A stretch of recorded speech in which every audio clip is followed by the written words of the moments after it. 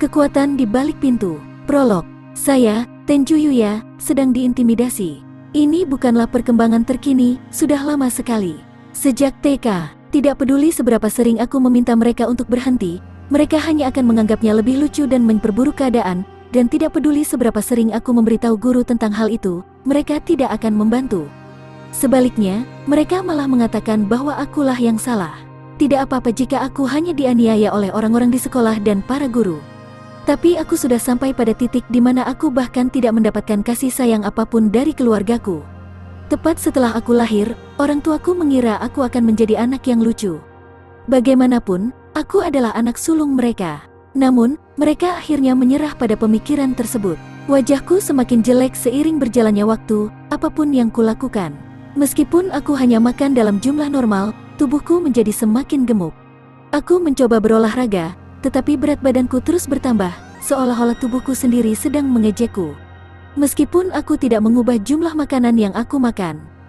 Ya, itu masalahmu, ini mungkin semacam penyakit. Pada saat pikiran itu terlintas di benakku, kasih sayang dari orang tuaku telah hilang sama sekali. Alasannya adalah saudara kembarku dan saudara perempuanku telah lahir. Berbeda denganku, keduanya cantik dan tampan, dan orang tuaku menghujani mereka dengan kasih sayang. Perlakuan mereka terhadap aku berubah total saat itu. Si kembar selalu makan makanan segar yang enak, dan aku hanya mendapat sisa makanan kemarin. Sungguh, sisa makanan adalah yang terbaik yang aku dapatkan, dan kebanyakan hanya sisa-sisa dan barang-barang yang sudah kadaluarsa atau asam. Aku tidak diperbolehkan mencuci pakaianku bersama dengan si kembar karena menurut mereka pakaian si kembar akan kotor jika aku mencucinya bersama-sama, dan pakaianku kemudian tidak dicuci karena hanya akan membuang-buang tagihan air. Jadi, sejak SD, aku selalu mencuci pakaianku sendiri menggunakan air mancur minum di taman. Ngomong-ngomong soal baju, si kembar bisa saja membeli yang baru, tapi aku selalu hanya memakai baju compang camping. Dari SD hingga SMA, tasku lusuh dan compang camping, tapi si kembar selalu punya barang baru. Si kembar 1 tahun lebih muda dariku, dan karena alasan inilah aku harus melakukan banyak hal sendiri sejak aku masuk taman kanak-kanak. Aku sangat iri pada mereka. Aku tidak melakukan apapun sehingga pantas menerima ini. Atau benarkah, tidak peduli seberapa keras aku berusaha memohon kepada mereka, orang tuaku tidak memberiku waktu. Bahkan pada saat aku mengira aku akan sakit, aku tidak diperbolehkan menemui dokter. Aku menganggapnya sebagai suatu berkah karena aku bisa makan dalam jumlah minimal, meskipun alasannya adalah mereka tetap peduli dengan reputasi mereka. Tapi masih ada orang yang baik padaku juga. Kakekku, yang sudah meninggal dunia, adalah salah satunya. Dia selalu bepergian dan kembali dengan membawa oleh-oleh khas dan jarang ada di rumah. Tapi saat dia kembali, kakek selalu menyayangiku, anak jelek ini. Itulah satu-satunya cara agar aku mendapatkan lebih banyak kasih sayang dibandingkan dengan si kembar. Kakek dianggap orang aneh karena terbang keliling dunia begitu lama dan hanya mengumpulkan barang-barang aneh, dan orang tuaku berprasangka buruk terhadapnya. Saat aku masih SD, rumah kakekku dekat, jadi aku selalu keluar bermain di sana jika kakekku ada di rumah. Meskipun kakekku marah atas perlakuanku dan menarik perhatian orang-orang di sekitarku, penampilanku dan cara orang-orang menyebut dia sebagai orang aneh tidak menyebabkan hal itu terjadi. Kakek yang begitu baik kepadaku telah meninggal. Yuya, jangan pernah menyerah. Lihat, tidak apa-apa. Walaupun berat, jika kamu tersenyum, kebahagiaan pasti akan datang. Suatu hari nanti, kamu akan dapat melihat kembali orang-orang yang telah melakukan hal buruk kepadamu. Selain itu, hidupmu masih panjang. Jangan menjadi tidak sabar, namun bergeraklah secara perlahan dan mantap ke arah yang benar. Tidak apa-apa, Yuya, aku tahu kamu bisa melakukannya. Itu adalah kata-kata terakhir kakek. Dalam wasiatnya, dia memberiku rumah tempat dia tinggal dan seluruh harta bendanya. Tentu saja orang tuaku berusaha mengambilnya, tapi kakekku telah membuat pengaturan yang matang, jadi gagal. Namun akibatnya, orang tuaku meninggalkan aku sepenuhnya. Nah, kalau dipikir-pikir, hasilnya sudah jelas. Jadi aku meninggalkan rumah dan memutuskan untuk tinggal di rumah kakekku. Harta yang dimilikinya tidak banyak, dan aku tidak menerima uang sepeser pun dari orang tuaku. Namun meskipun demikian, kakekku memang mempunyai cukup uang untukku masuk SMP terpadu dan bersekolah di SMA. Berkat dia, aku bisa membayar biaya masuk dan uang sekolah, tapi biaya hidup lainnya sangat ketat, hanya dengan uang yang kakekku tinggalkan untukku, dan aku hidup setiap hari sambil bekerja paruh waktu. Dan sekarang, jika aku tidak segera pergi, aku akan terlambat untuk melakukan pekerjaan paruh waktuku, tapi aku dihentikan dan secara paksa dibawa ke belakang gym. Untuk lebih jelasnya tentang apa yang akan terjadi, ketahuilah tempatmu, dasar brengsek. Hah, itu adalah intimidasi kelompok. Aku dipukuli dan ditendang berkali-kali. Aku hampir tidak bisa bernapas, dan karena aku tidak punya uang, aku selalu melewatkan makan siang, jadi yang keluar dari mulutku hanyalah cairan perut. Setelah beberapa saat, mungkin karena bosan memukuliku, Takeshi Araki dari kelasku, pelaku utama pembulian ini, menjambak rambutku dan mengangkat wajahku saat aku terbatuk-batuk hebat. Araki disebut-sebut sebagai pria nakal dengan tindikan dan rambut pirang. Dia juga mengenakan seragam, dan merupakan anggota dari kelompok nakal bernama Red Ogre, yang aktif di sekitar SMA ini. Aku berteriak karena cara dia menanganiku. "Oi, gendut, apakah kamu tidak lupa tempatmu? Kamu adalah karung pasirku, dan aku akan mengalahkan karung pasirku kapanpun aku mau. Itu peranmu, jadi kenapa kamu tiba-tiba pulang?" Sebuah lutut yang tajam menendang wajahku tepat. Darah mengalir dari hidungku, dan wajahku kesakitan. "Hei, Araki, apa menurutmu sebaiknya kamu tidak terlalu keras menghadapinya? Jika kamu menyakitinya di sana, semua orang bisa melihatnya, tahu? Tidak apa-apa, tidak ada yang akan melihat sampah seperti ini." Kiahaha, tapi serius, ini menyenangkan. Beberapa gadis berpenampilan mencolok memotretku dengan ponsel pintar mereka. Araki sepertinya memikirkan sesuatu saat dia melihatnya, dan seringai jahat terlihat di wajahnya. "Oh iya, kalau kamu mau berfoto, kenapa kamu tidak melakukannya saat dia telanjang bulat?" "Oh, bagusnya, kalau begitu, mari kita ajak lebih banyak orang ke sini." "Bagus, cukup kirim pesan ke semua orang yang kamu kenal." Berhenti. "Tutup mulutmu, brengsek." Sekali lagi, sebuah tendangan mendarat tepat di wajahku. Kesadaranku menjadi kabur, dan aku merasa seperti aku bisa pingsan kapan saja, tapi jika aku melakukan itu, aku tidak tahu apa yang mungkin terjadi. Namun, aku masih tidak berdaya untuk mengubah apapun, dan orang-orang yang dipanggil Araki dan yang lainnya sudah berkumpul. Hei, kamu bilang kalau aku datang ke sini, akan ada sesuatu yang menyenangkan. Aku tidak pernah menyangka akan melihat wajah sampah ini di sini. Ketika aku berhasil melihat suara dingin yang tiba-tiba dilemparkan ke arahku, di sana berdiri seorang saudara lelaki dan perempuan yang sangat mirip dengan wajah yang tegas. Tenju Yuta dan Tenju Sora. Dengan kata lain, kakak dan adikku sendiri. Karena mereka 1 tahun lebih muda dariku, setiap kali kami bertemu di sekolah menengah, mereka sampai pada titik memandangku dengan jijik. Ini akan menjadi tahun pertamaku di SMA, dan mereka berada di tahun ketiga SMP, tapi mungkin pada akhirnya akan ada kesempatan bagi kami untuk bertemu. Biasanya mereka tidak punya urusan berada di sini, di belakang gedung sekolah ini, tapi Araki mungkin telah memanggil mereka. "Ah, Yuta, apakah kamu mengenalnya?" "Ya baiklah, aku benci mengakuinya, tapi dia seperti kakak laki-lakiku." "Begitulah seharusnya, kakak laki-laki." "Oi, serius?" Araki menatapku dan tertawa. "Dia sama sekali tidak mirip denganmu."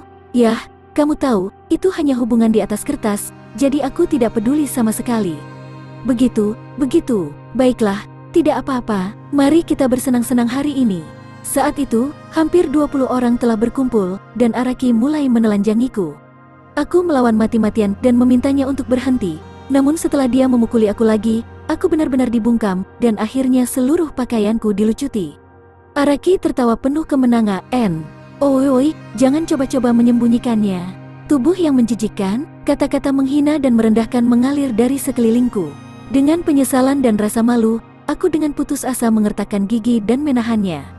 Tak lama kemudian, suara penutup kamera bergema di mana-mana dan Araki angkat bicara. "Terima kasih telah berkumpul di sini hari ini. Kalau begitu, waktunya untuk aksi penutup." Dia menatapku dan tersenyum gila. "Ambil ini, dasar gendut." Haiya, aku pingsan karena pukulan kuat di rahangku. Saat aku bangun, tidak ada orang di sekitar, dan bulan sudah melayang di langit. Ketika aku memeriksa barang-barangku, mereka telah mencuri sedikit uang yang aku miliki, buku pelajaran aku dirobek dan dibuang, dan air berlumpur disiram ke pakaianku. Aku menangis dengan sedihnya saat itu juga, begitu diliputi rasa mengasihani diri sendiri hingga rasanya menyakitkan. "Kakek, apa yang harus aku lakukan? Ini adalah keseharianku." Bab 1, Judul, Ke Dunia Berbeda. Bagian 1. Setelah mengatasi masa-masa sulit itu, aku kini sepenuhnya menikmati masa pemulihan yang jarang terjadi. Setelah upacara wisuda SMP selesai, kami istirahat sejenak sebelum memulai SMA. Secara realistis, aku seharusnya memiliki pekerjaan paruh waktu selama istirahat ini, Tapi pekerjaan itu sudah hilang sekarang, karena perundungan kelompok beberapa hari yang lalu. Karena aku tidak hadir hari itu, aku dipecat, jelas tidak mungkin untuk pergi ke sana. Aku juga dipecat dari pekerjaan paruh waktuku yang lain, karena semua memar di tubuhku. Aku pikir itu tidak masuk akal, dan aku frustrasi, tetapi aku tidak bisa berbuat apa-apa. Aku bertanya-tanya apakah aku harus melakukan latihan otot selama istirahat ini, meskipun menurutku itu tidak akan mengubah apapun. Ada banyak hal yang perlu aku khawatirkan, tapi pertama-tama aku harus mencari pekerjaan paruh waktu yang baru. Bagaimanapun, untuk saat ini, aku punya sedikit waktu luang, jadi aku memutuskan untuk membersihkan rumah ini untuk pertama kalinya setelah sekian lama. Aku segera mengeluarkan lap dan penyedot debu dan mulai membersihkan rumah. Walaupun aku sering melakukan pembersihan ringan, namun pembersihan menyeluruh ternyata banyak kotoran. Rumah kakekku cukup besar, jadi akan sulit membersihkan semua ruangan dengan baik tanpa kesempatan seperti ini. Tidak, aku tahu yang sebenarnya. Aku melakukan ini untuk menghindari memikirkan apa yang telah terjadi. Saat depresi melanda, aku pergi ke wastafel untuk mengganti air di ember, dan di sana, suka atau tidak, aku bisa melihat wajahku terpantul di cermin. Mata tipis dan kecil, hidung babi besar dengan lubang hidung kecil. Pipiku bulat, dan meskipun tulang pipiku terlihat jelas, seluruh wajahku gemuk, bengkak, dan dipenuhi jerawat dan bintik-bintik. Bibirku tebal dan menutupi gigiku yang bengkok. Rambutku sangat tipis hingga terasa seperti kebotakan dini. Ini adalah wajahku, wajah yang sama sekali tidak mirip dengan orang tuaku atau si kembar itu. Saat aku melihatnya sekarang, kebencian yang terkumpul di dalam diriku meluap. Aku berteriak dengan marah, dan meninju cermin berulang kali, berusaha mati-matian untuk menghapus gambar di depanku. Aku terus memukulnya lama setelah tinjuku berlumuran darah. Sambil terengah-engah, aku kemudian mengambil ember besar itu dan membantingkannya ke cermin, hingga seketika memecahkannya. Dengan pecahnya cermin, aku bisa sedikit tenang, tetapi secara mental, aku masih dalam kabut. Pecahan cermin jatuh ke lantai dan bercampur dengan darahku. Tidak peduli seberapa banyak aku berteriak, situasiku tidak akan berubah. Aku ingin menjalani operasi plastik jika aku bisa. Tapi aku bahkan tidak bisa melakukan itu tanpa uang. Faktanya adalah, aku harus bekerja dengan seluruh kekuatanku hanya untuk mendapatkan penghasilan yang hampir tidak cukup untuk biaya hidupku. Menghadapi kenyataan yang begitu menyedihkan, hatiku semakin tenggelam. Sebenarnya aku ingin menjadi apa? Aku tidak bisa melihat masa depanku lagi. Aku tidak akan bisa mendapatkan pekerjaan dengan baik. Mengingat keadaan sekarang, wajar saja kalau aku tidak pernah memikirkan cita-citaku di masa depan. Mimpi ya, bahkan jika aku bermimpi, itu tidak ada artinya.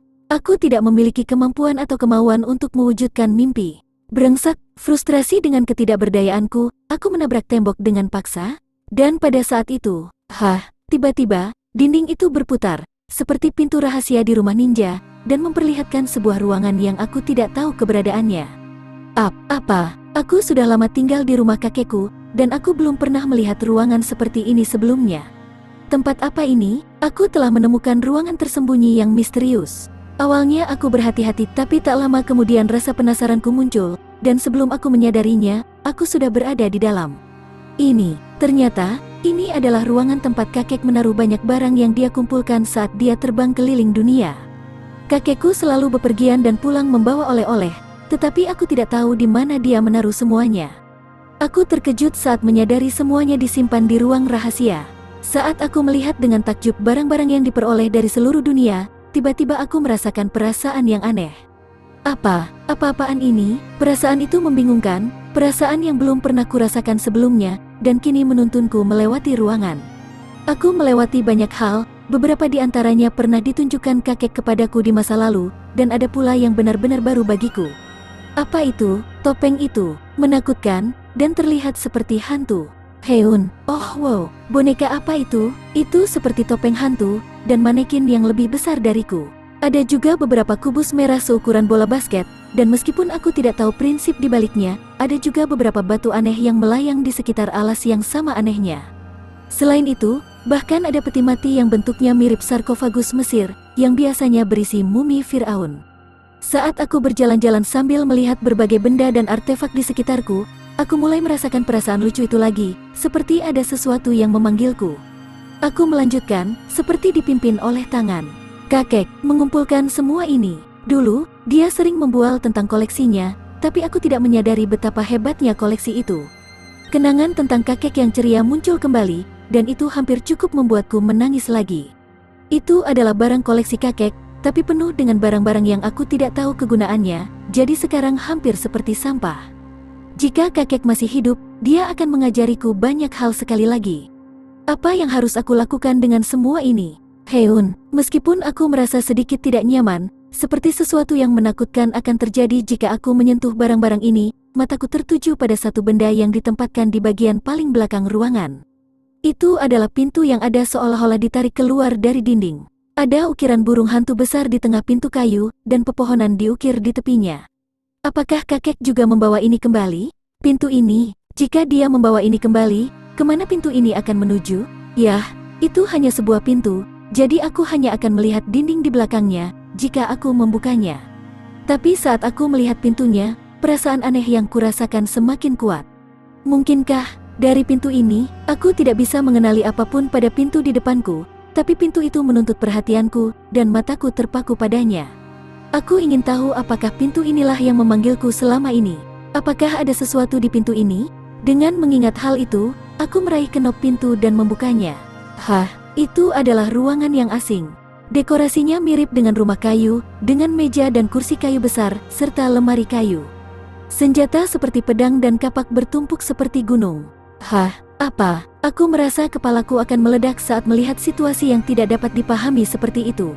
Lalu, sesuatu seperti papan tembus pandang tiba-tiba muncul di hadapanku. Wah, karena itu muncul begitu tiba-tiba, aku berteriak seperti pengecut dan terjatuh. Namun, papan tembus pandang itu bergerak bersamaku, dan tetap berada di tempat yang sama dalam pandanganku. Apa ini? Merasa bingung, aku memusatkan perhatian pada papan tembus pandang itu, dan melihat teks tertulis di sana. Hah? Di sana, sesuatu seperti pesan dari game ditampilkan. Penilaian, ketahanan, lebih penting lagi, dunia yang berbeda. Untuk saat ini, aku bangun dan kembali ke rumahku dan memeriksa pintu lagi. Sudah kuduga, tidak ada tempat untuk pergi. Satu-satunya yang ada di balik pintu itu hanyalah dinding rumahku. Namun melalui pintu itu ada sebuah ruangan asing seperti di dalam rumah kayu, memanjang melewati sisi yang lain. Serius, benda apa ini? Pintu apa ini? Saat aku memikirkan itu, papan tembus pandang yang menghilang tiba-tiba muncul lagi. Pintu menuju dunia lain. Sebuah pintu yang tiba-tiba muncul di bumi dan mengarah ke dunia lain. Bahkan para dewa pun tidak tahu mengapa pintu-pintu ini muncul atau bagaimana caranya. Tujuannya tidak diketahui, dan begitu kamu menyeberang ke dunia lain, lokasinya menjadi tetap. Mereka yang menjadi penguasa pintu dapat memanipulasi berbagai fungsi. Pintunya tidak bisa dihancurkan. Bagaimana? Tiba-tiba aku mengetahui semua informasi tentang pintu ini. Tidak tunggu, aku memahaminya dengan baik, tapi tetap saja tidak masuk akal. Pada titik ini, aku akhirnya tenang dan sampai pada jawabannya. Mungkin, itu efek dari skill ini? Tidak, tapi tunggu. Aku sedang berada di kamar di rumahku sekarang, bukan di kamar bergaya rumah kayu itu. Jadi, kenapa hal itu masih muncul? Aku tidak begitu mengerti, tapi adakah cara untuk memeriksa efek dari skillnya? Papan itu muncul lagi ketika aku menggumamkan hal itu, dan menampilkan yang berikut, penilaian. Keterampilan menilai berbagai hal. Daya tahan. Kamu telah memperoleh ketahanan yang besar terhadap kondisi abnormal, gangguan mental, atau tekanan fisik. Itu dia lagi. Aku memahaminya sekarang. Aku mungkin bisa memeriksa pintunya beberapa saat yang lalu karena skill ini. Meski begitu, ini terlalu jauh dari kenyataan. Kalau begitu, bisakah aku memeriksa judulnya juga? Aku bergumam, dengan kasar menerima keadaanku saat ini, dan pesannya muncul seperti yang diharapkan. Master of the Door, penguasa pintu menuju dunia lain. Kamu dapat menggunakan fungsi menu. Tuan rumah, tuan baru dari rumah tempat orang suci pernah tinggal. Kamu telah memperoleh kepemilikan atas rumah ini. Dunia lain, seseorang dari dunia lain. Kamu akan diberikan peningkatan pertumbuhan khusus, memungkinkan kamu memperoleh lebih banyak pengalaman dari biasanya. Kamu juga akan lebih mudah mempelajari keterampilan. Batas level telah dihapus. Orang yang mengunjungi dunia berbeda untuk pertama kalinya. Orang yang mengunjungi dunia lain untuk pertama kalinya.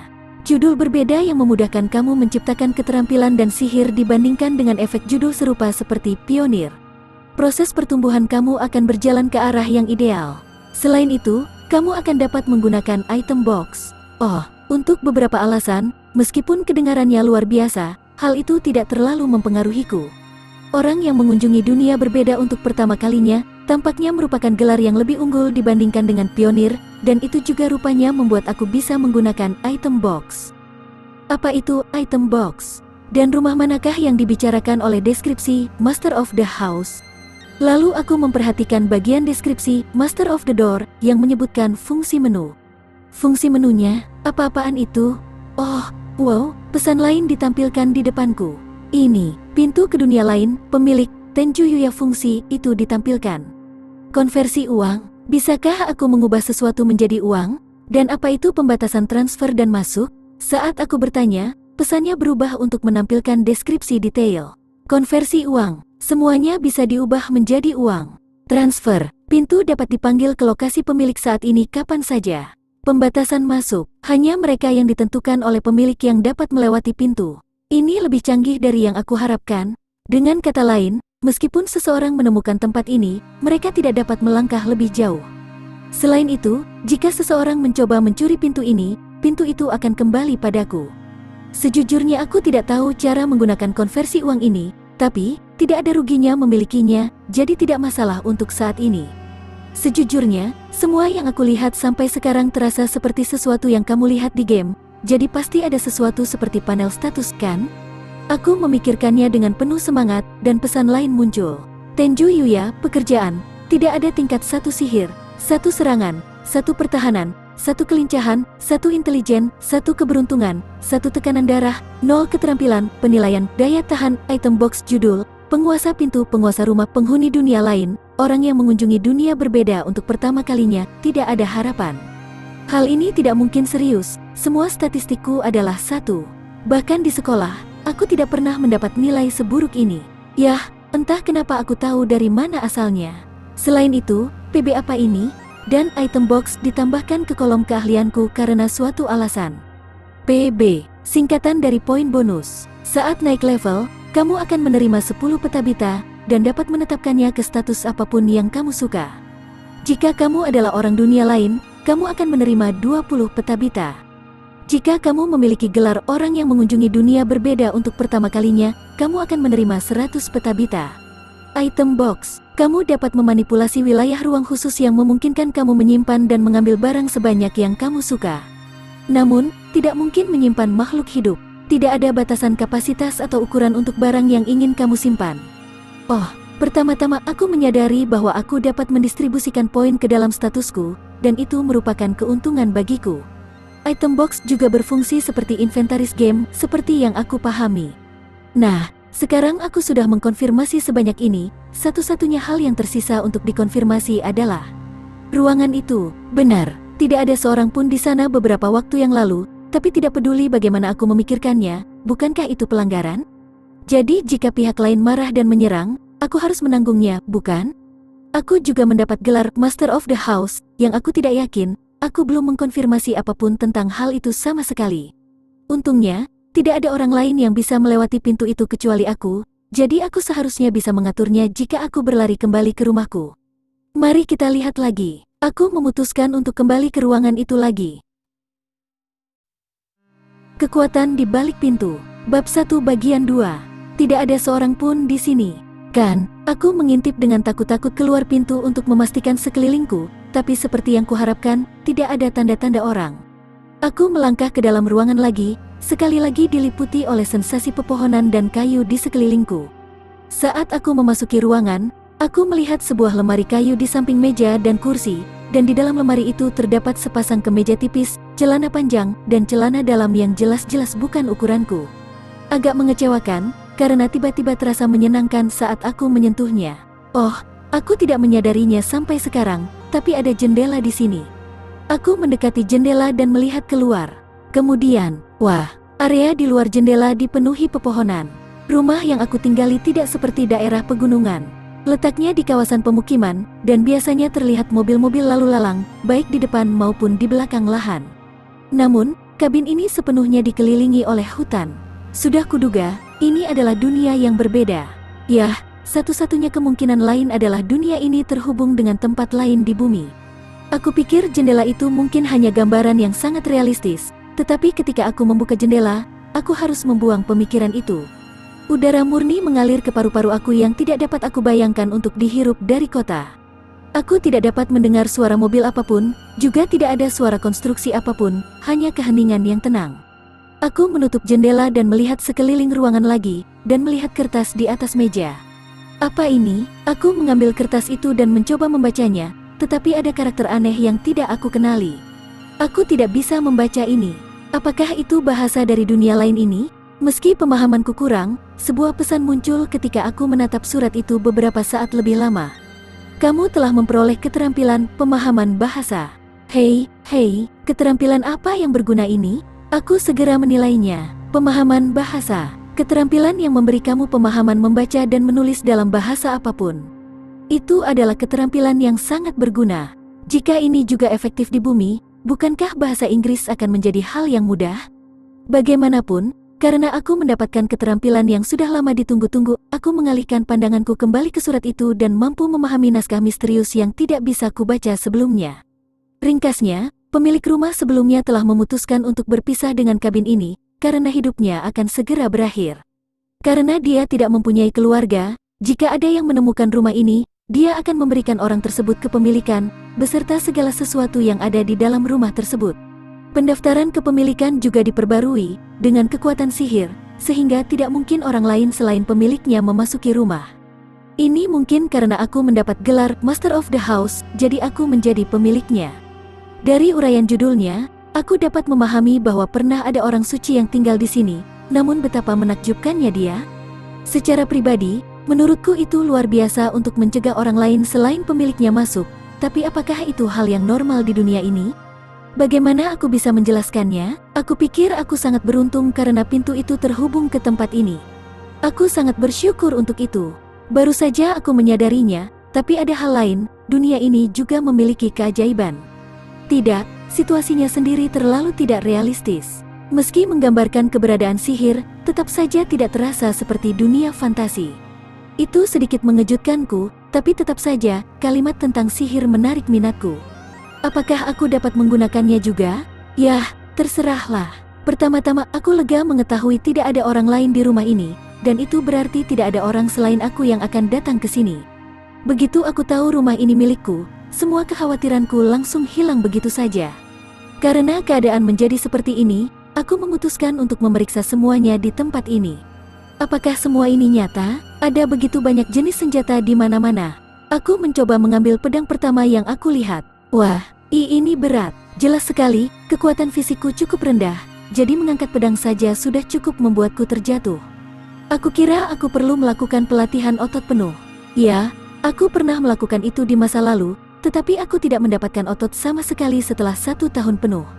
Meski begitu, itu adalah pedang yang sangat bagus. Itu adalah pedang bermata dua yang berkilau seolah baru saja dipoles, dan bilahnya dengan jelas memantulkan wajahku. Pegangannya hampir seluruhnya tanpa dekorasi, tapi masih ada sesuatu yang familiar pada pedang di tanganku ini, sedemikian rupa sehingga bahkan seorang amatir sepertiku pun bisa merasakannya. Aku segera mencoba menggunakan pada pedang, karena penasaran. Omni Sword, puncak dari semua pedang. Bilahnya tetap berkilau tanpa noda, dan ujungnya selalu tajam sempurna. Dikatakan mampu memotong apa saja, tapi itu tergantung kontraktornya. Tidak untuk dijual. Kontraktor, Tenju Yuya. Apa ini serius? Ini lebih luar biasa dari yang aku bayangkan. Terlebih lagi, aku telah menandatangani kontrak sebelum aku menyadarinya.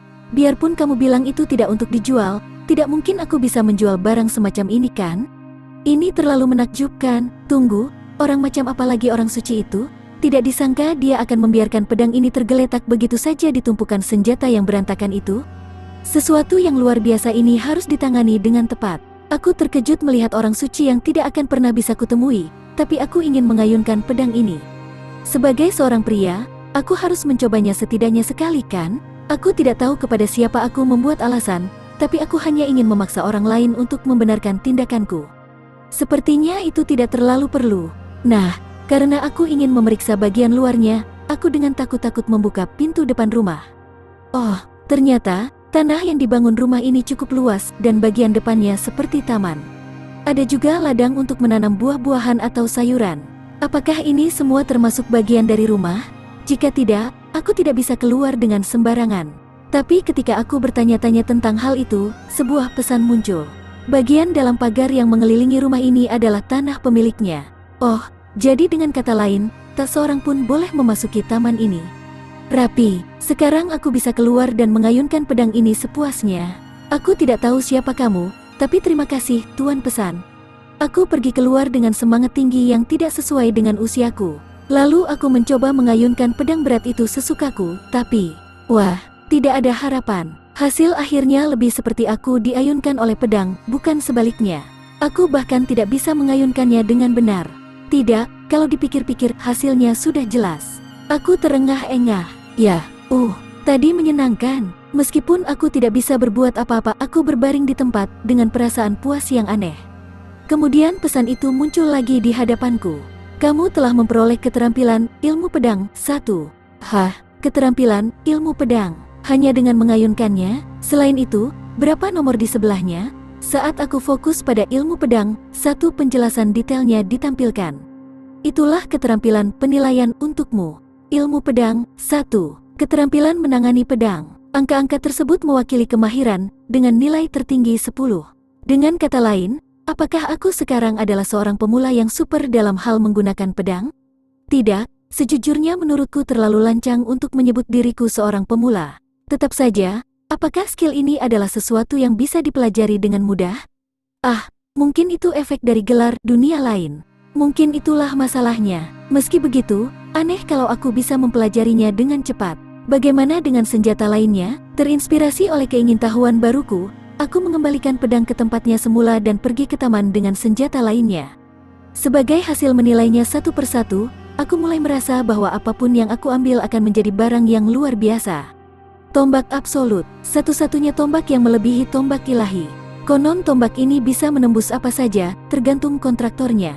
Tombak ini tidak bisa dipatahkan. Jika dilempar maka akan selalu mengenai sasaran dan kembali ke tangan Anda. Tidak untuk dijual. Kontraktor, Tenju Yuya. Deatskite, sebuah sabit yang bahkan bisa membunuh dewa kematian. Dikatakan mampu memotong apapun yang diinginkan kontraktor. Keberadaan apapun yang terpotong oleh sabit ini, sekecil apapun itu, akan memberikan luka yang fatal. Tidak untuk dijual. Kontraktor, Tenju Yuya. Infinity Gauntlet, tidak hanya meningkatkan kekuatan serangan, sarung tangan ini juga dapat digunakan untuk perlindungan. Satu pukulan sama dengan serangan tak terbatas. Tidak untuk dijual. Kontraktor, Tenju Yuya. Busur tanpa bentuk, busur pamungkas tanpa bentuk fisik. Tergantung pada kemauan kontraktor, ia dapat menghasilkan anak panah dalam jumlah tak terbatas. Anak panah tersebut dikatakan mampu menembus dunia. Ini pasti akan mencapai target apapun yang diinginkan kontraktor. Tidak untuk dijual. Kontraktor, Tenju Yuya. Dan seterusnya. Ya, ada banyak sekali senjata, tapi aku bisa menyentuh semuanya. Oleh karena itu, aku hanya punya satu kesan untuk semuanya luar biasa. Entah kenapa barang-barang ini berserakan begitu saja, dan aku tidak tahu orang suci seperti apa itu, tapi lebih dari itu, sungguh menakjubkan bahwa dari semua orang, akulah kontraktornya. Sekarang, inilah statusku saat ini. Tenju Yuya, pekerjaan, tidak ada. Tingkat 1, sihir, 1, serangan, 1, pertahanan, 1, kelincahan, 1, intelijen, 1, keberuntungan, 1, tekanan darah, 0, keahlian, penilaian, daya tahan item box pemahaman bahasa, ilmu pedang, 1 ilmu tombak, 1 teknik sabit, 1 teknik tempur tangan ke tangan, 1 panahan, 1 cambuk teknik, 1 teknik kapak, 1 teknik palu, 1 teknik staff, 1 teknik klub, 1. Judul, penguasa pintu, penguasa rumah, penghuni dunia lain, orang yang mengunjungi dunia berbeda untuk pertama kalinya. Aku tidak lagi mengerti apa artinya semua ini. Aku pertama kali menyadarinya ketika aku sedang bermain dengan semua senjata, tapi masih terasa aneh. Saat wajahku berkedut tanpa sadar, sebuah pesan muncul. Kamu telah memenuhi syarat yang disyaratkan. Mengintegrasikan semua keterampilan seni bela diri. Kamu telah memperoleh keterampilan seni bela diri sejati, 1. Apa ini, seni bela diri sejati? Aku segera menggunakan, dan tampilannya sebagai berikut. Seni bela diri sejati. Keadaan yang hanya dapat dicapai oleh mereka yang telah mempelajari semua senjata dan seni pertarungan tangan kosong. Kamu bisa menguasai semua senjata dan pertarungan tangan kosong. Tapi aku tidak bisa menggunakannya? Tidak mungkin, tidak peduli apa yang kamu pikirkan. Aku baru saja mengayunkan senjata itu. Namun, Terlepas dari niatku, teks pada statusku telah diubah, dan daftar besar keterampilan senjata telah hilang, digantikan dengan seni bela diri sejati. Apakah Tuan Orang Suci juga memiliki keterampilan yang keterlaluan ini? Aku kira dia melakukannya. Tanpa mengetahui apa yang terjadi, aku tiba-tiba mendapat bonus yang luar biasa. Kekuatan di balik pintu. Bab 1, bagian 3. Setelah itu, aku mencoba merapikan semua senjata yang berserakan di luar, ketika aku teringat bahwa aku telah memperoleh skill item box dan memutuskan untuk menggunakannya. Namun, saat aku mencoba menggunakannya, aku sadar aku tidak tahu cara mengaktifkannya, jadi aku mencoba melantunkan item box dalam pikiranku, dan pada saat itu sebuah ruang hitam tiba-tiba muncul di depanku. Aku cukup terkejut dengan hal itu, tapi ketika aku sadar aku bisa membuatnya muncul atau menghilang hanya dengan berpikir, aku melempar pulpen yang ada di dalam rumah ke ruang hitam. Setelah aku mencoba membuat ruang hitam muncul dan menghilang lagi, aku dengan takut-takut mengulurkan tangan ke ruang tersebut dan segera informasi tentang ballpoint mengalir ke dalam pikiranku. Setelah itu, aku menjalankan urusanku dengan lancar, melemparkan senjata yang berserakan satu demi satu ke dalam item box untuk membereskannya. Tentu saja, aku memastikan bahwa aku dapat dengan bebas menyimpan dan mengambil sesuatu darinya. Akan mengejutkan jika memamerkannya di bumi. Setelah aku menyelesaikan semua pengujian ini, aku kelelahan secara mental, dan aku melewati pintu misterius itu dengan langkah terbata-bata, kembali ke kamar kakek yang tersembunyi. Ini bukan mimpi. Saat aku secara naluriah melihatnya dari kejauhan, perutku tiba-tiba keroncongan. Aku memeriksa arlojiku, dan ternyata tepat pada waktu makan siang. Sekarang aku memikirkannya, sisi lain dari pintu itu memiliki aliran waktu yang sama seperti di sini. Aku bersyukur untuk itu. Aku membuka lemari es di rumahku untuk memuaskan rasa laparku, tetapi ternyata kosong. Ah, kawan, kupikir aku sudah membeli bahan makanan, tapi ternyata belum. Benar-benar membosankan, tapi jika aku mengabaikannya, aku akan pingsan karena kelaparan, jadi aku mengambil dompetku dan memutuskan untuk pergi ke toko terdekat untuk membeli makanan. Di luar, aku terkena sinar matahari yang terik, meskipun saat itu masih awal musim semi, dan aku langsung berkeringat. Yup, itu akibat dari gemuk. Aku sudah mulai lelah.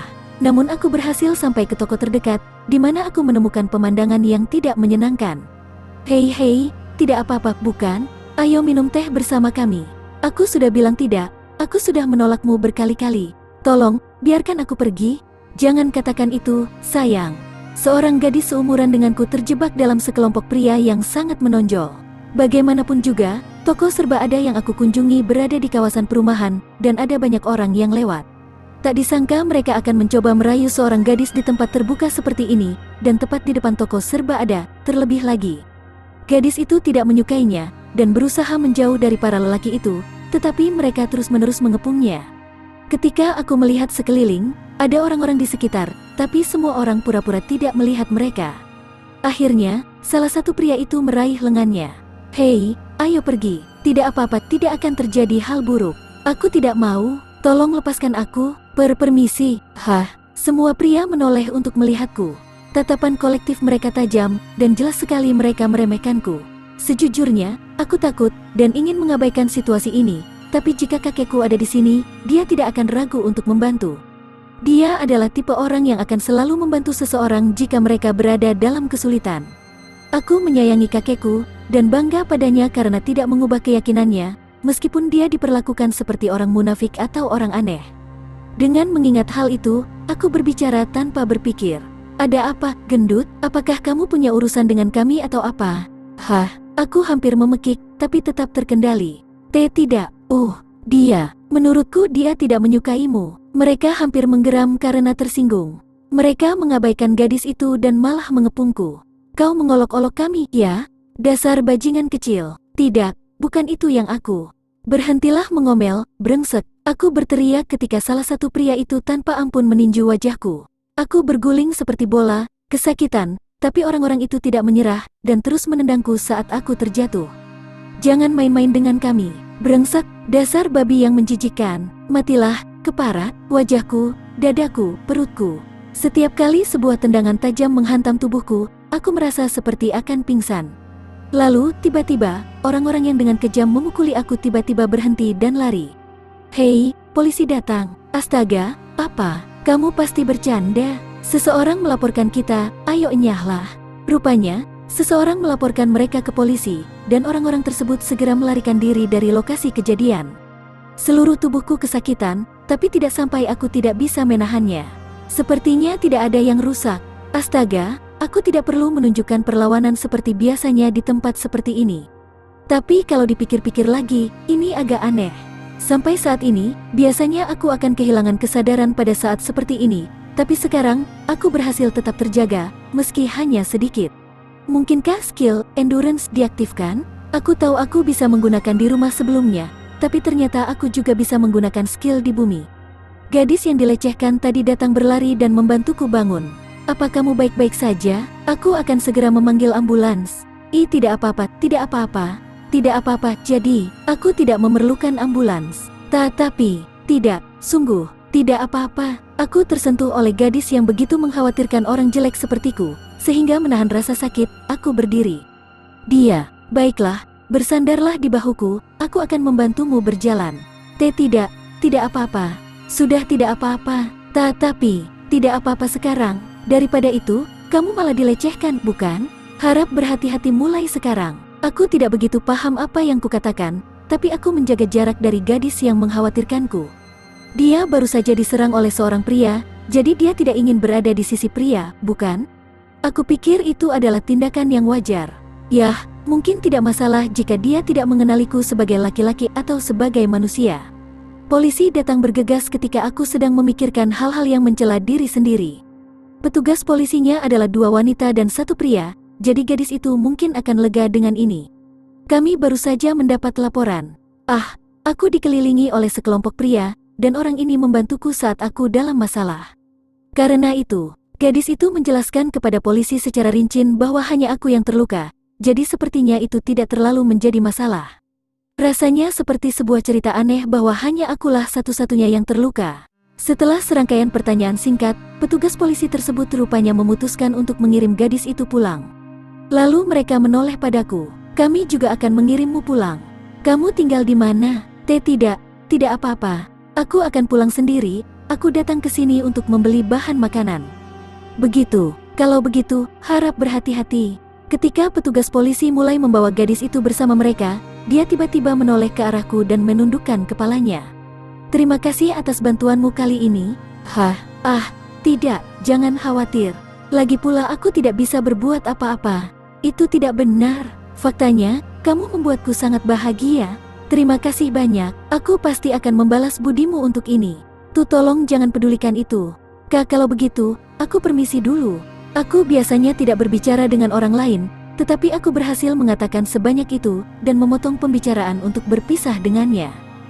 Aku tidak bisa menatap matanya sama sekali.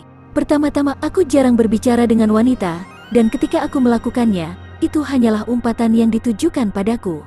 Karena aku sudah melalui pengalaman itu begitu lama, aku tidak punya pertahanan apapun terhadap wanita secara mental. Tapi gadis itu, meski mungkin dia hanya bersikap sopan, mengkhawatirkanku. Menurutku dia gadis yang baik. Gadis seperti itu pantas untuk bahagia.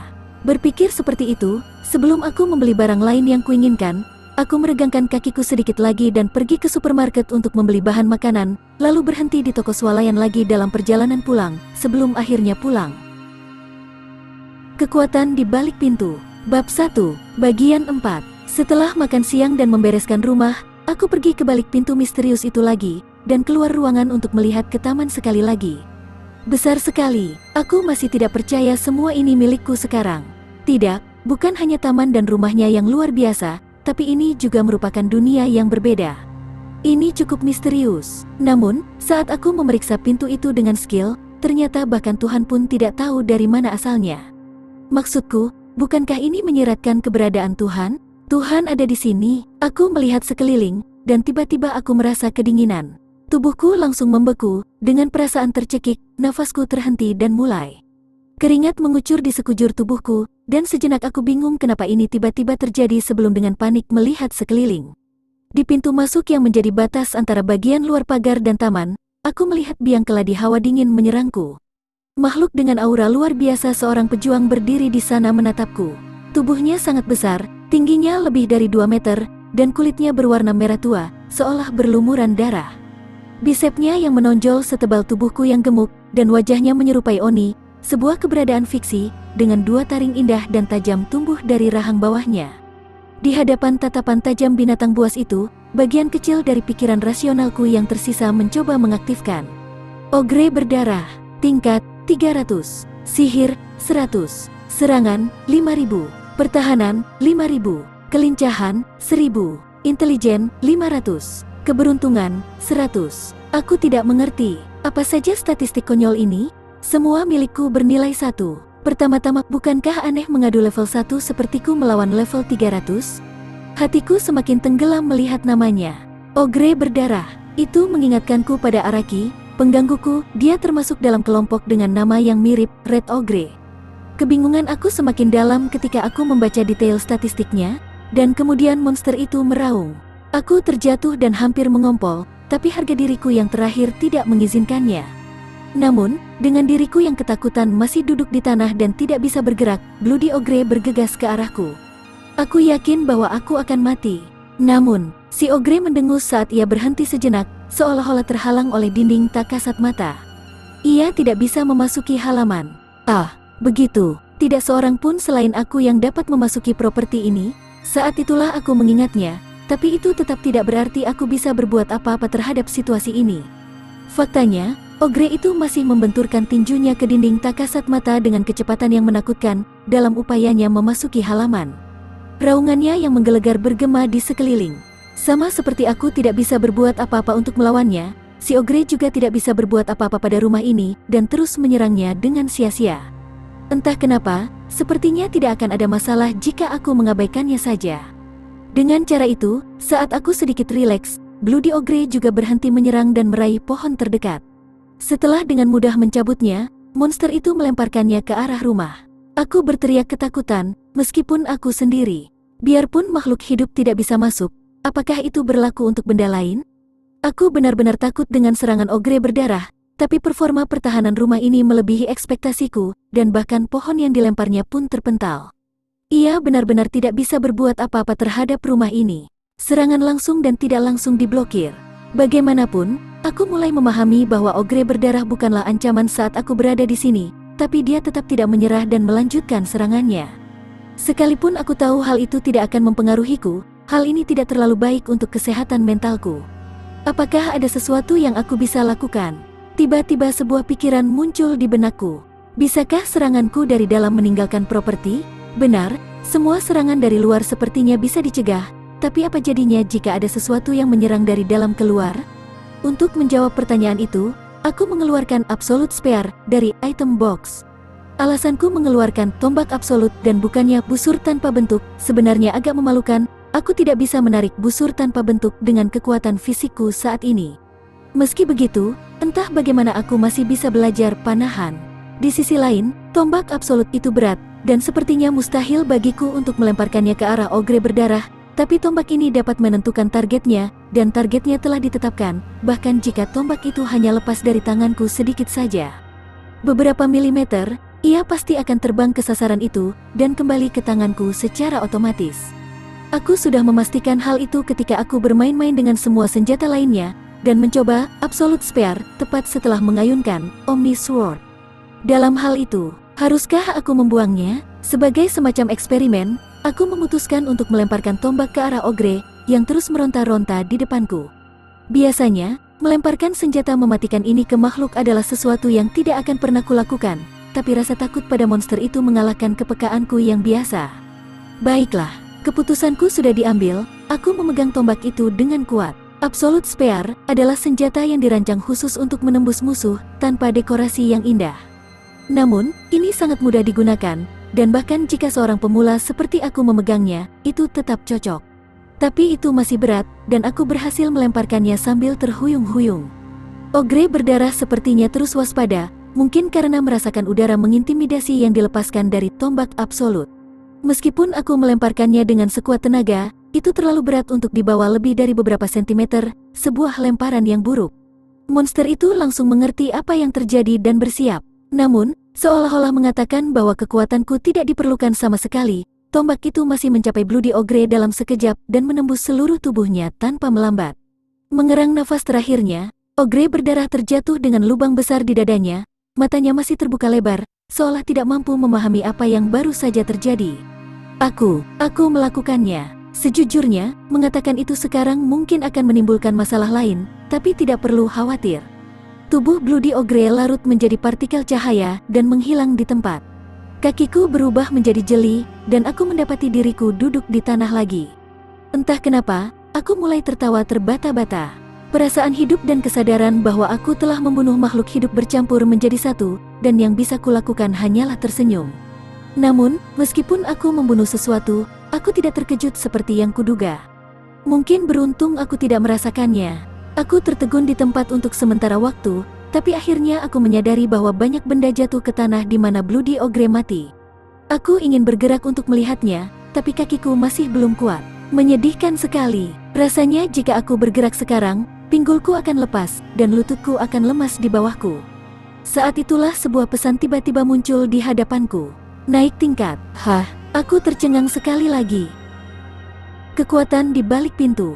Bab 1, bagian 5. Naik level. Aku tercengang dengan pesan tiba-tiba itu. Tidak, jika aku bisa tenang sejenak, itu sangat masuk akal. Aku berada di level 1 dan aku mengalahkan musuh level 300. Meskipun kekuatan seranganku adalah 1, mungkin kekuatan serangan tombak absolut sangat tinggi sehingga mampu mengatasi perbedaan level 300 sekalipun. Tombak absolut ini sungguh luar biasa. Terlebih lagi, masih banyak senjata dengan tingkat kekuatan yang sama dengan tombak absolut yang ada. Akan sangat menakutkan jika aku bisa menggunakan semuanya secara efektif. Lagi pula, dikatakan aku naik level, jadi apa bedanya? Aku menampilkan status dan memeriksa perubahannya. Tenju Yuya, pekerjaan, tidak ada. Tingkat, 100. Sihir, 1000. Serangan, 1000. Pertahanan, 1000. Kelincahan, 1000. Intelijen, 1000. Keberuntungan, 1000. PB, 10.000. Keahlian, penilaian, daya tahan item box pemahaman bahasa, seni bela diri sejati, 1.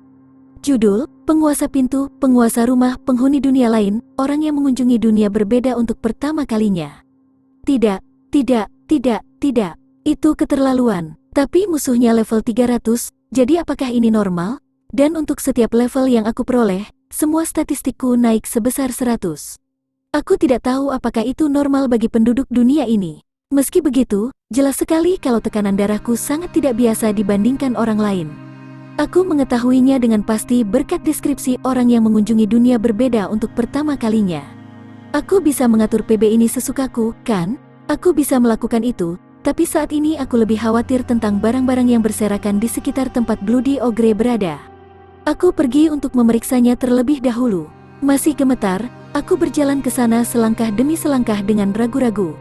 Benda apa ini? Barang-barang yang kutemukan termasuk semacam permata seukuran telapak tangan dengan warna misterius, dan taring indah, mirip dengan yang tumbuh dari mulut ogre berdarah. Ada juga baju besi berwarna merah tua yang tampak menyeramkan. Baiklah, untuk saat ini, mari kita ambil ini.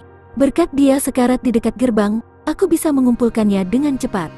Itemnya pun tidak banyak, tapi mereka memiliki aura yang tak terlukiskan. Seperti, mereka mengintimidasi. Bagaimanapun, bahkan seorang amatir sepertiku pun bisa mengatakan bahwa ini adalah barang yang luar biasa. Namun, aku tidak akan mempelajari hal lain hanya dengan melihatnya, jadi aku mengaktifkan skill. Aku sudah mulai mengaktifkannya seolah itu wajar. Taring besar iblis perang berdarah. Taring ogre berdarah. Taringnya tidak terlalu besar, tapi jika dikombinasikan dengan kekuatan gigitan Bloody Ogre, ia bisa dengan mudah menembus kulit mangsanya. Jika diolah bisa dijadikan senjata yang kokoh dan tajam. Batu ajaib, peringkat B. Biji khusus yang dapat diperoleh dari binatang ajaib.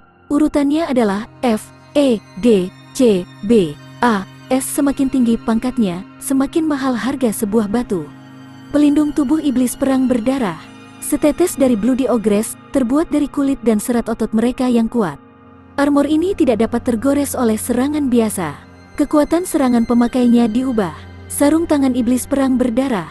Setetes dari Bloody Ogres, terbuat dari kulit dan serat otot mereka yang kuat. Tantangan ini tidak dapat tergores oleh serangan biasa. Kekuatan serangan pemakainya diubah. Armor pinggang iblis perang berdarah. Setetes dari Bloody Ogres, terbuat dari kulit dan serat otot mereka yang kuat. Tantangan ini tidak dapat tergores oleh serangan biasa. Kelincahan pemakainya dimodifikasi. Armor kaki iblis perang berdarah.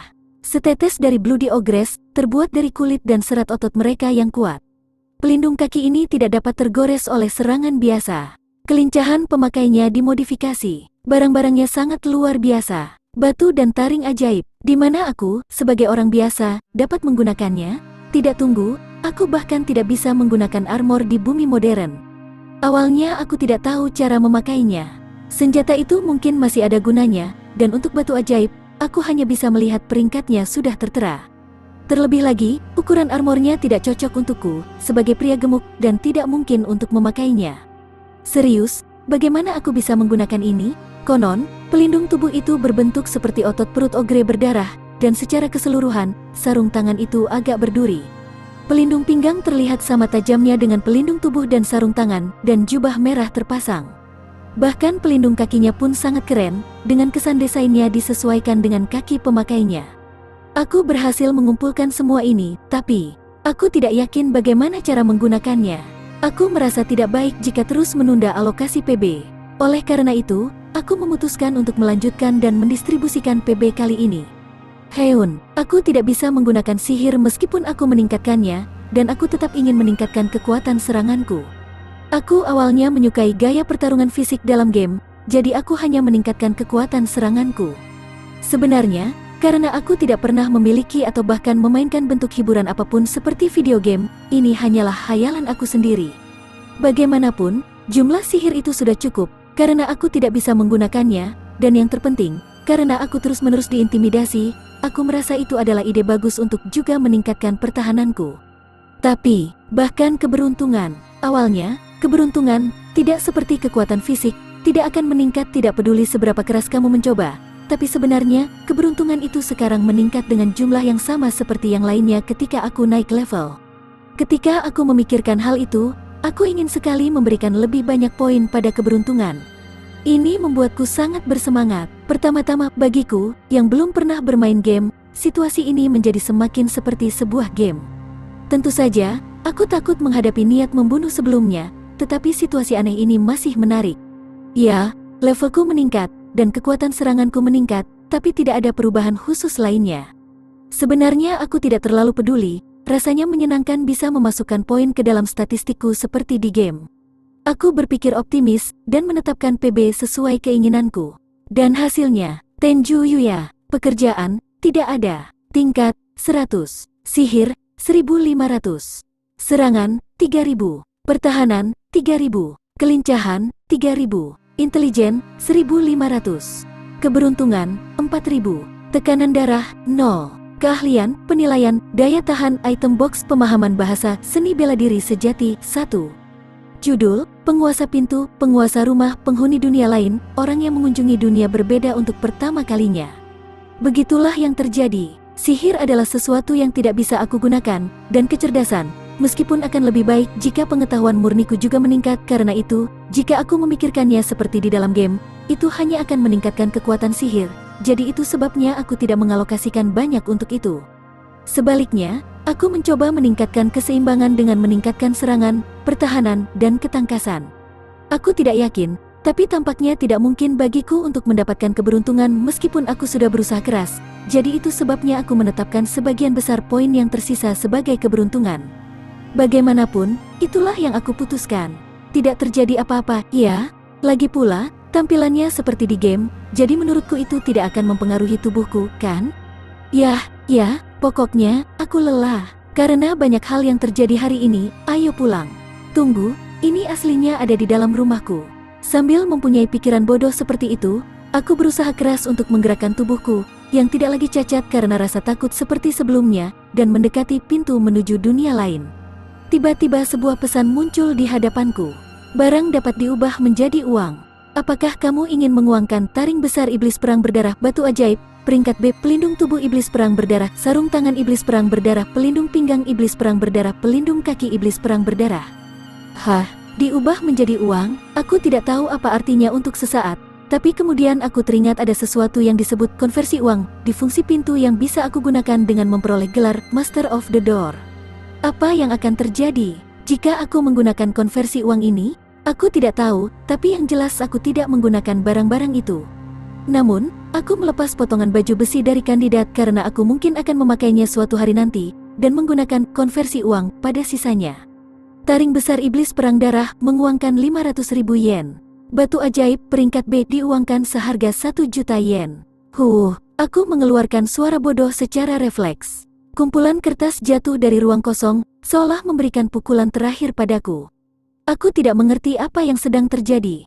Saat aku perhatikan lebih dekat, itu adalah kumpulan uang kertas 10,000 yen. Aku mengambilnya dalam diam dan memastikan bahwa totalnya memang 1,5 juta yen yang ditampilkan dalam pesan. Aku menggunakan semua metode yang aku tahu untuk mengetahui apakah uang itu palsu, tetapi uang itu benar-benar asli. Secara naluriah, aku menggunakan skill untuk memeriksanya. 1,5 juta yen diperoleh dengan menguangkan item dari dunia lain. Uang kertas 10.000 yen asli dibuat dengan memanipulasi informasi di bumi, seperti nomor seri, agar tidak mengganggu perekonomian global. Aku sangat bingung, apa maksudnya memanipulasi informasi di bumi? Tidak, tunggu, aku tahu itu asli. Tapi, aku tidak tahu seberapa besar aku bisa percaya pada itu. Tapi jika isi appraisal itu benar, aku baru saja mendapatkan 1,5 juta yen. Sejauh ini mungkin masih samar-samar, tetapi aku hanya bisa berpikir bahwa sejauh ini hal itu mengatakan kebenaran. Pertama-tama, pintu ini sepertinya adalah sesuatu yang bahkan Tuhan tidak tahu banyak tentangnya, dan tidak aneh kalau pintu ini bisa memanipulasi informasi di bumi. Otakku terasa panas karena semua informasi baru yang masuk, dan aku hampir tidak bisa berpikir lagi. Tetapi, iya, itu benar-benar 1,5 juta yen. Apa yang harus aku lakukan dengan itu? Yah, mengingat betapa kerasnya hidupku sejauh ini, aku sangat bersyukur karenanya. Aku tidak berguna, dan aku juga tidak pintar, meskipun orang mengatakan aku tidak berguna, dan aku harus berpikir dan bertindak lebih hati-hati. Jika ada keuntungan langsung yang bisa didapat, aku akan mengambilnya dengan mudah. Karena itu, aku akan menerimanya, tapi aku tidak bisa menyimpannya begitu saja di bank, jadi aku melemparkannya ke dalam item box dengan semua armornya. Ya, mari kita gunakan sedikit demi sedikit. Aku sangat terkejut pada menit terakhir, dan pulang ke rumah dalam keadaan